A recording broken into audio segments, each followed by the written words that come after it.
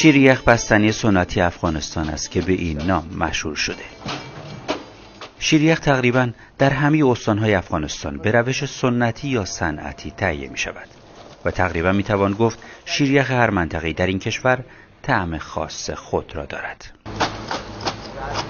نمک بده. شیر و شکر و گلاب و هیل همراه میکس بود. یعنی اینا رو میکس میکنه. بعد خواسته باشیم با دستگاه میریزیم، خواسته باشیم به زینجا چین. این یک چیز قدیمیه، بیش از 100 سال سابقه از اینه. یخ نمک به خاطر سردی شیریخه، چون شیریخ خود نمک یخ استقامت بیشتر میکنه و شیریخ سفته. با این واسطه که نمک استفاده میشه به دوره.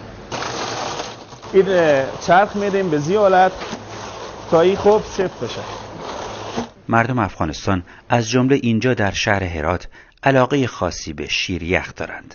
شیریخ فروشی نه تنها به هرات بلکه در تمام ولایت‌های افغانستان هست. یکی از علاقه‌مندی‌هایی که دارن برای تفریح هم که شدن میان شیریخ میخورن. مدت 6 سال میشه از این شیریخ وطنی هراتی دور بودم و همیشه دوست داشتم که باز دوباره که برگشتم به هرات عزیز اولین بار بیام همین شیریخ اینجا بخورم. شیریخ که هست دیگه رسم مردم هراته، از تمام ولایت‌ها که میام اینجا شیریخ میخورم. کار کاسبی شیریخ فروشی ها آنچنان رونق دارد که از جمله در این شیریخ فروشی حدود 40 نفر در 2 شیفت مشغول به کارند و حتی برخی شیریخ فروشی ها واحد گاوداری مخصوص برای تولید شیر دارند.